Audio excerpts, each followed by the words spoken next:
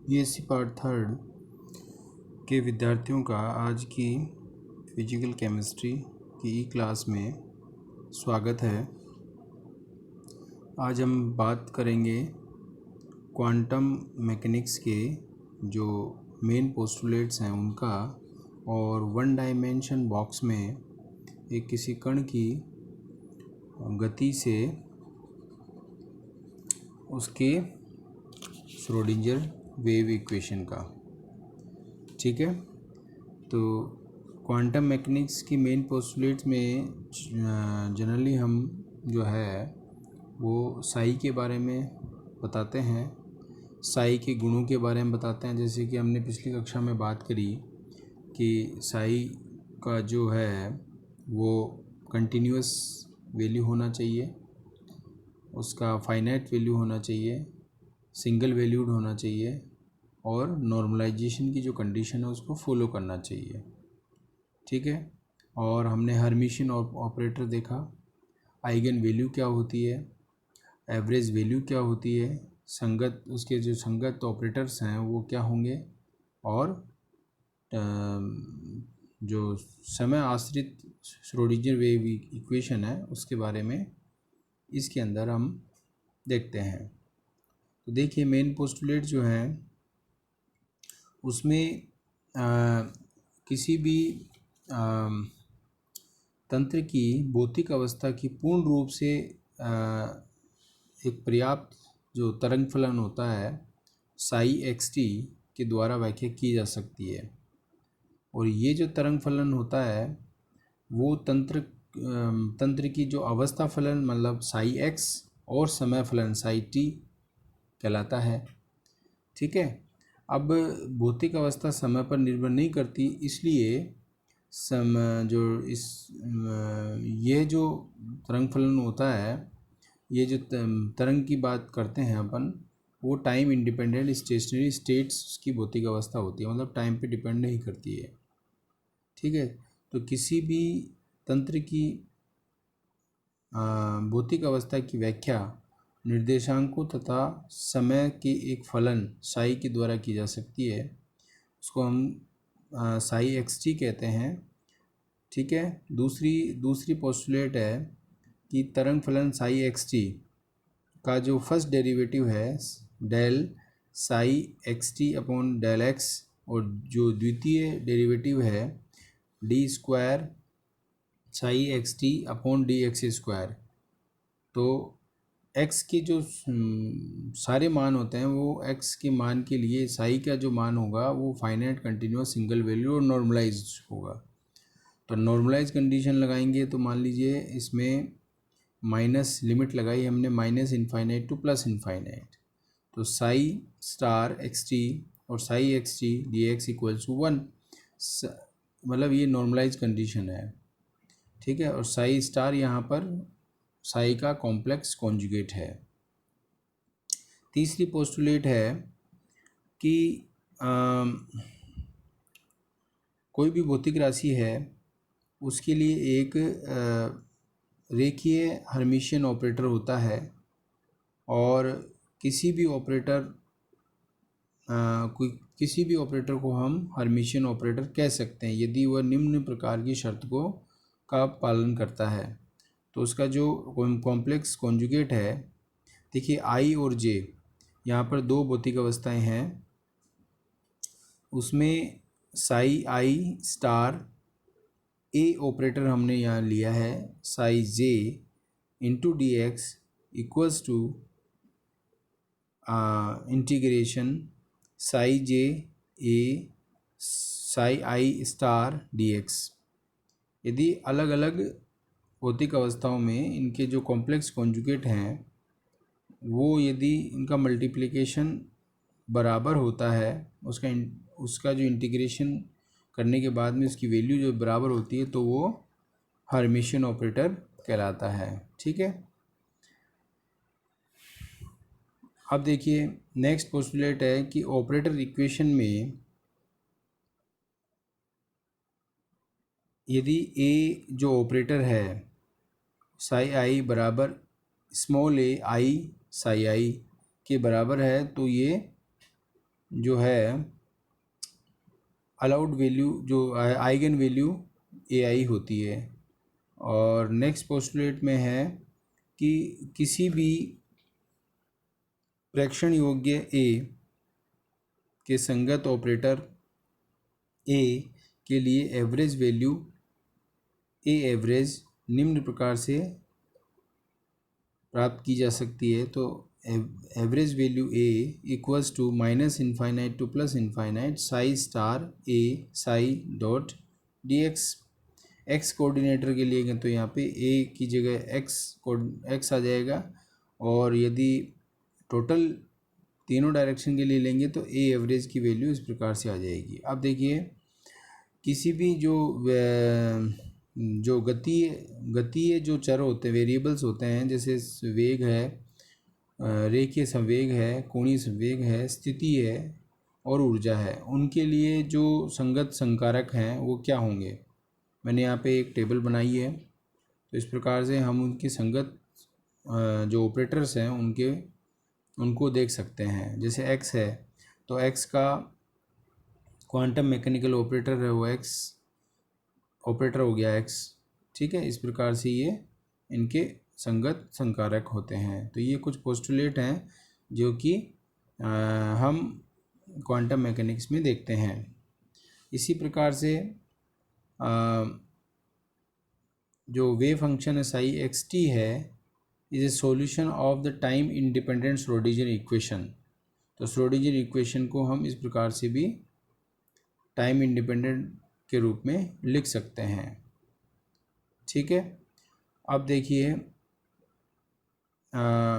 हमारे पास मान लीजिए एक कोई सिंपल सिस्टम है, वन डायमेंशन एक सिंपल सिस्टम है, वन डायमेंशन बॉक्स है, उसमें कोई पार्टिकल है, एक विमीय बॉक्स है, उसमें एक पार्टिकल है। तो उसका सॉल्यूशन कैसे करेंगे श्रोडिंगर वेव इक्वेशन से।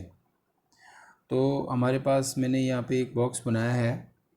इस बॉक्स में देखिए, इस बॉक्स की जो चौड़ाई है वो a है, मतलब यहाँ पर पॉइंट, मतलब प्रथम जो स्थिति है x बराबर 0 और द्वितीय स्थिति है x बराबर a। तो प्रथम स्थिति से द्वितीय स्थिति के बीच की दूरी कितनी है, a, चौड़ाई a हो गई। ठीक है, इसकी जो ऊंचाई है, हाइट जो है वो इनफाइनाइट है। ठीक है, तो ये रेक्टेंगुलर पोटेंशियल वेव होगा, विड्थ a और हाइट इनफाइनाइट। तो यहाँ पर हम एक पार्टिकल की बात करें, मान लीजिए आपके पास m द्रव्यमान का एक कण है जो कि इलेक्ट्रॉन, मान लीजिए इलेक्ट्रॉन है, और उसका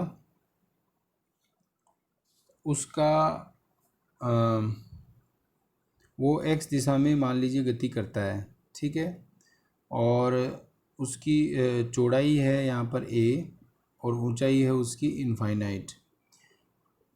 जो a कण है वो पात्र की दीवारों से टकराएगा।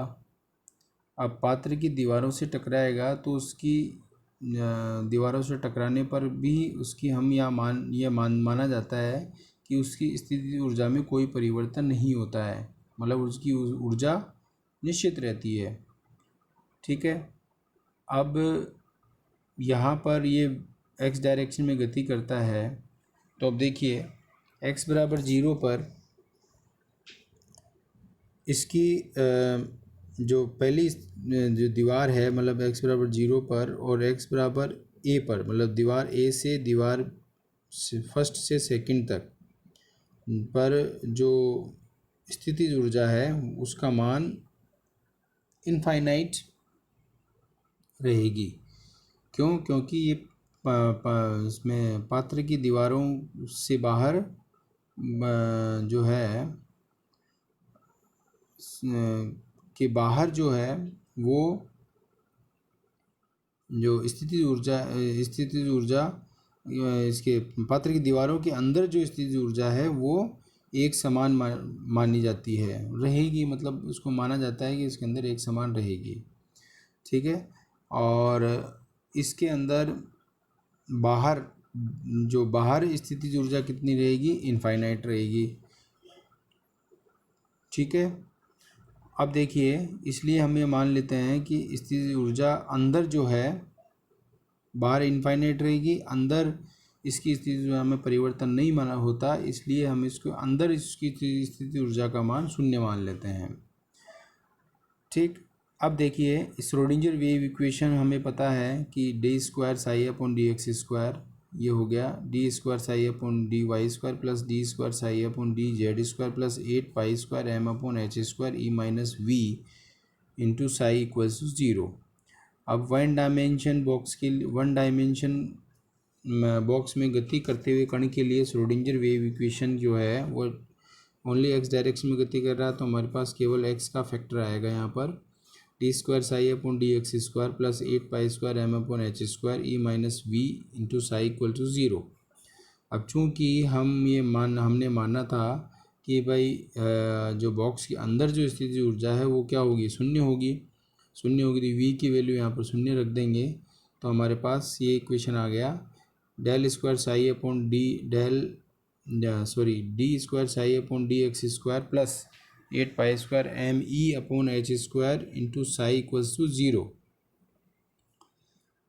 तो यहाँ पर इसको हम के से डिनोट करते हैं, तो के स्क्वायर बराबर 8 pi square m E upon h square. ये जो समीकरण है ये द्वितीय कोटि का अवकलन समीकरण होता है, और इसका हल जो है सामान्य हल करते हैं तो साई की value psi equals to A sine k x plus B cos k x.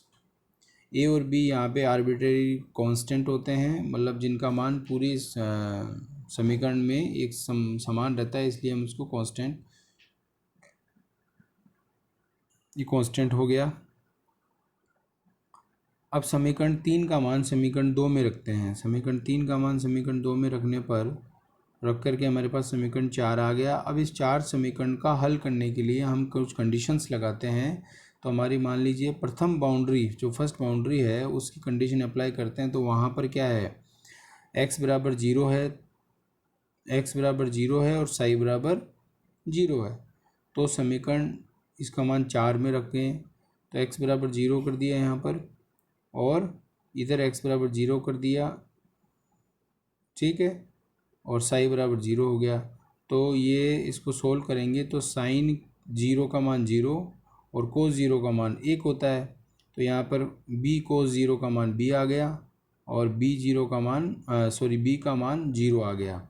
अब इस b के वैल्यू को यहाँ पुट कर देते हैं समीकरण 3 में, तो साई बराबर आ गया आपके पास में a साइन के एक्स। अब हमने कंडीशन सेकंड लगाई, सेकंड कंडीशन क्या है हमारी, दीवार सेकंड वाली कंडीशन लगा देंगे। सेकंड कंडीशन है हमारे पास कि इसमें x बराबर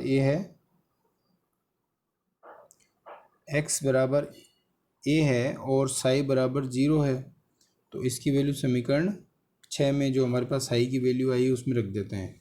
तो हमारे पास देखिए साई बराबर 0 है, तो साई इक्वल्स टू 0 रख दिया, बराबर a साइन के ए, ठीक है, x बराबर a हो गया तो यहाँ पर k रख दिया, तो साइन के बराबर 0, k बराबर साइन इनवर्स 0। इसका जो मान आएगा वो n पाई, k बराबर n पाई, तो k equals to n pi upon a, k square equals to n square pi square upon a square. अब जो हमने जो 8 pi square m E upon h square किया उसके इक्वल्स टू हम k की वैल्यू रख देंगे, तो n square pi square upon a square. तो हमारे पास आइगन वैल्यू ऊर्जा की जो आइगन वैल्यू है En बराबर n square h square upon 8 m a square, ये हमारे पास आइगन वैल्यू ऊर्जा के मान प्राप्त हो जाता है। ठीक है, अब देखिए हम ऊर्जा और इसमें जो आपके ये जो डिस्टेंस है वन डायमेंशन बॉक्स, इसके लिए हम एक आरेख बनाते हैं, ठीक है, और उसमें ये जो वैल्यूज़ आई हैं, जैसे मान लीजिए n बराबर हमने 1 रखा, तो E1 equals to h square upon 8 m a square आ गया, इसको अपन 0 पॉइंट एनर्जी भी कहते हैं। और E के n बराबर 1, 1, 2, 3, 4 ऐसे बहुत सारे मान पुट करके हम आइगन वैल्यूज़ की जो परमिशिएबल एनर्जी है उसके उसका इक्वेशन डिराइव कर लेते हैं। अब देखिए ई का मान जो है वो कभी भी शून्य नहीं हो सकता, क्योंकि साई का मान जो है वो जीरो संभव नहीं है, इसलिए ई का मान शून्य नहीं हो सकता, और एन बराबर जीरो भी नहीं हो सकता। दूसरी बात, जब हम ये आरेख बनाते हैं तो इसमें देखिए एन बराबर 1 से 2 में गए, 2 से 3 में गए, तो 1 और 2 के बीच की जो दूरी है वो 2 और 3 के बीच की दूरी समान नहीं है। मतलब दो ऊर्जा स्तरों के बीच का जो अंतर है वो स्थिर नहीं होता है, वो एन के बढ़ने के साथ में बढ़ता जाता है।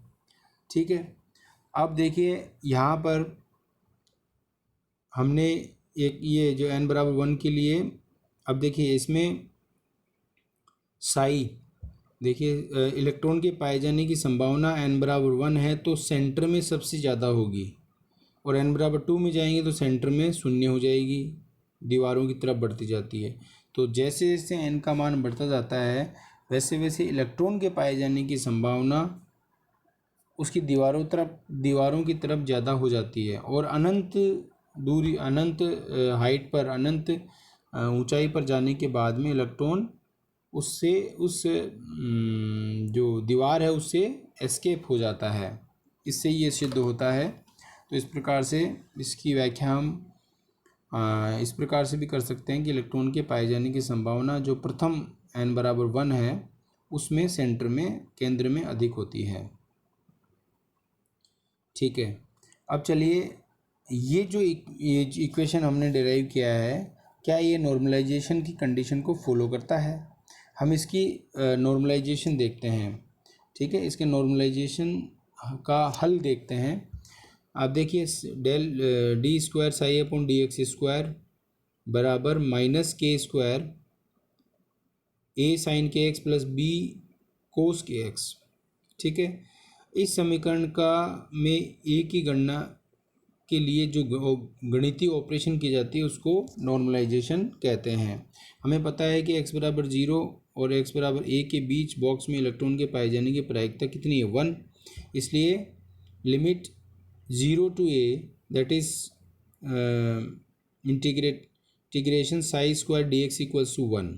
ठीक है, psi equals to a sine k x हमें पता है, इसकी वैल्यू पुट करेंगे तो आपके पास साई स्क्वायर डी एक्स बराबर a square integration 0 to a sine square k x dot k x. हम जानते हैं कि साइन स्क्वायर थीटा बराबर 1/2 1 माइनस कोस 2 थीटा होता है। इसकी वैल्यू यहाँ पुट कर देंगे। ठीक है, तो आपके पास a स्क्वायर तो कॉमन है ही, 0 टू a इंटीग्रेशन 1/2 आ गया ना, 1/2 dx minus 1/2 integration 0 to a cos 2 n pi, यहाँ पे जैसे के एक्स है ना तो 2 के एक्स सॉरी कोस 2 kx होगा ना, तो कोस 2n kx, के की वैल्यू पुट कर देंगे n pi upon a into x और dx। अब देखिए इसको मैंने साइड में थोड़ा सोल्व भी किया है, तो 1/2 कॉमन, दोनों में कॉमन है, इसको बाहर ले लेंगे तो a स्क्वायर अपॉन 2 आ गया, और x की लिमिट आ गई 0 टू a माइनस 1/2 के साइन 2kx, और इसकी लिमिट आ गई 0 टू a। इसको सोल्व करेंगे तो आपके पास में a की जो वैल्यू है वो √2/a, जिसको हम नॉर्मलाइजिंग फैक्टर भी कहते हैं। अब इसकी a की जो वैल्यू है वो साई बराबर a साइन के एक्स में रख दें, तो साई स्क्वायर की वैल्यू हो जाएगी आपके पास में 2/a sine square n pi x upon a। तो इससे, इस समीकरण के द्वारा हम इलेक्ट्रॉन के पाए जाने की संभावना को व्यक्त कर सकते हैं। और इसी के द्वारा ये जो हमने आरेख बनाया था, ये आरेख बना करके हमने ये कहा था, मैंने बता दिया पहले कि इसमें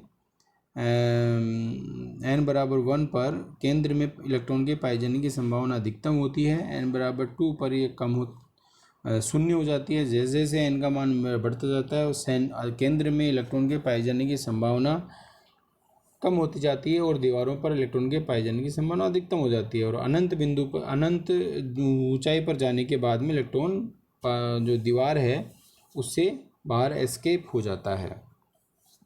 थैंक यू।